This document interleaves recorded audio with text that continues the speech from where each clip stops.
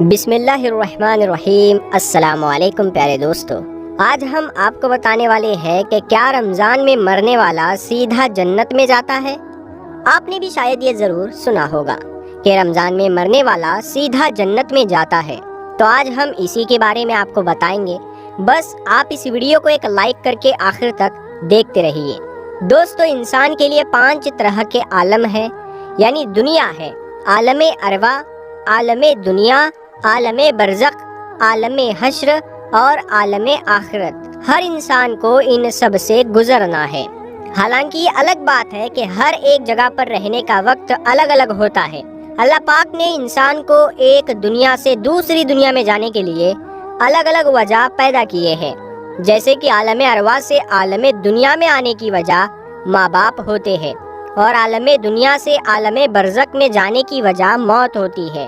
دوستو، اکثر لوگوں کے ذہن میں ایک سوال آتا ہے کہ کیا رمضان میں مرنے والا سیدھا جنت میں جاتا ہے اور اسے عذاب قبر نہیں ہوتا؟ تو دوستو، یہ بات بالکل سچ ہے کہ جو رمضان میں انتقال کر جائے، جس کی موت رمضان میں ہو جائے، اس سے قبر کا حساب کتاب بھی نہیں ہوگا، اور اللہ پاک میدان محشر میں اس کے ساتھ بہت آسانی فرمائے گا۔ گویا کہ اس کے جنت میں جانے کے لیے اہتمام خود اللہ پاک کی طرف سے ہو جاتا ہے۔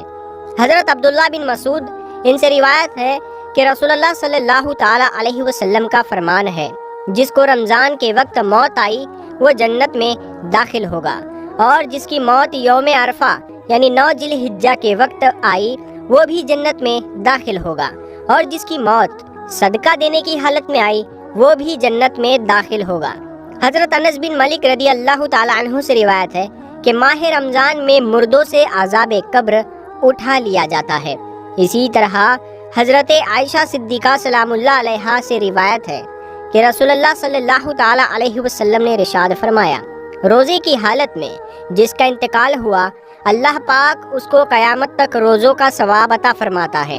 تو دوستو، جو رمضان میں انتقال کر جاتا ہے، اگر وہ اپنا ایمان بچا کر لے گیا ہے، دین اسلام پر اس کی موت ہوئی ہے، وہ مسلمان مرا ہے، ایمان کی حالت میں مرا ہے، تو اس سے قبر کا حساب کتاب بھی نہیں ہوگا، اور اللہ پاک میدان محشر میں اس کے ساتھ بہت آسانی فرمائے گا۔ گویا کہ اس کے جنت میں جانے کے لیے اہتمام خود اللہ پاک کی طرف سے ہو جاتا ہے۔ حضرت انس بن مالک فرماتے ہیں کہ میں نے رسول اللہ صلی اللہ تعالی علیہ وسلم کو فرماتے ہوئے سنا کہ رمضان تمہارے پاس آ گیا ہے، اس میں جنت کے دروازے کھول دیے جاتے ہیں اور جہنم کے دروازے بند کر دیے جاتے ہیں، اور شیاطین کو قید کر دیا جاتا ہے۔ محروم ہے وہ شخص جس نے رمضان کو پایا اور اس کی مغفرت نہ ہوئی۔ جب اس کی رمضان میں مغفرت نہ ہوئی تو پھر کب ہوگی؟ پاک رمضان کے مہینے میں جو مومن انتقال کر جاتا ہے وہ عذاب قبر سے بچ جاتا ہے اور جنت کا حقدار ہو جاتا ہے۔ حدیث شریف میں ہے کہ قیامت کے دن ایک گنہگار دوزخ میں ڈالا جائے گا تو جہنم کی آگ اس سے دور بھاگے گی۔ پیارے آقا صلی اللہ تعالی علیہ وسلم فرماتے ہیں کہ اگر بندوں کو معلوم ہوتا کہ رمضان المبارک کیا ہے تو میری امت تمنا کرتی کہ کاش پورا سال رمضان ہی ہو۔ حضرت محمد مصطفیٰ صلی اللہ تعالی علیہ وسلم رمضان شریف کے روزوں کے علاوہ شعبان میں بھی قریب مہینہ بھر روزہ رکھتے تھے۔ روزے دار کس قدر نصیب دار ہے کہ اگر روزے کی حالت میں موت سے ہمکنار ہوا تو قیامت تک روزوں کے ثواب کا حقدار قرار پائے گا۔ ام المومنین حضرت عائشہ صدیقہ رضی اللہ تعالی عنہا سے روایت ہے، حضور اکرم صلی اللہ تعالی علیہ وسلم فرماتے ہیں، جس کا روزے کی حالت میں انتقال ہوا، اللہ اس کو قیامت تک کے روزوں کا ثواب عطا فرماتا ہے۔ رمضان کے مہینے میں ہی قرآن کریم نازل ہوا، یہی مہینے میں روزے آتے ہیں جو کہ فرض ہے۔ روزوں سے بندوں کے اندر تقوی پیدا ہوتا ہے۔ حدیث میں آتا ہے کہ رمضان کے مہینے میں جنت کے دروازے کھول دیے جاتے ہیں اور جہنم کے دروازے بند کر دیے جاتے ہیں۔ سرکش شیاطین کو زنجیروں میں جکڑ دیا جاتا ہے۔ اعتکاف جیسا بڑا عمل اور شب قدر کی راتیں، بندوں کو اللہ کی طرف سے مغفرت ملنا، اللہ تعالیٰ ہر افطار کے وقت کچھ لوگوں کو جہنم سے آزاد کرتا ہے، اور یہ یعنی رمضان کی ہر رات کو ہوتا ہے۔ روزے کا اجر اللہ تعالیٰ خود عطا کرے گا۔ روزے دار کے لیے خاص دروازہ جس سے وہ جنت میں جائیں گے۔ روزے کو جہنم سے ڈھال بتایا گیا ہے۔ ان ساری اور کئی چیزوں کے کارن رمضان کی بڑی فضیلت ہے۔ ہمارے نبی صلی اللہ تعالیٰ علیہ وسلم کا ارشاد مبارک ہے کہ رجب اللہ تعالیٰ کا مہینہ ہے اور شعبان المعظم میرا مہینہ ہے اور رمضان المبارک میری امت کا مہینہ ہے۔ رجب کی فضیلت تمام مہینوں پر ایسی ہے جیسے قرآن شریف کی فضیلت تمام کتابوں پر، اور شعبان کی دوسرے مہینوں پر ویسی ہی ہے، بزرگی ہے جیسے تمام انبیاء پر مجھے ہے۔ وہی رمضان المبارک کو تمام مہینوں پر ایسی ہی فضیلت ہے جیسے اللہ تعالیٰ کو تمام مخلوق پر۔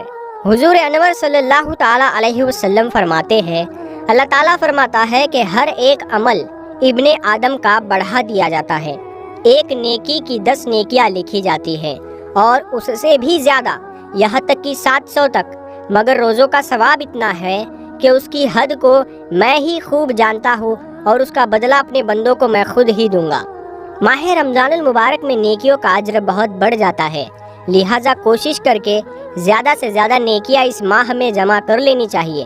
چنانچہ حضرت سیدنا رحمۃ اللہ تعالیٰ علیہ فرماتے ہیں، ماہ رمضان میں ایک دن کا روزہ رکھنا 1000 دن کے روزوں سے افضل ہے، اور ماہ رمضان میں ایک مرتبہ تسبیح کرنا، یعنی یہ کہنا کہ اس ماہ کے علاوہ 1000 مرتبہ تسبیح کرنے یعنی کہنے سے افضل ہے، اور ماہ رمضان میں 1 رکعت پڑھنا غیر رمضان کی 1000 رکعتوں سے افضل ہے۔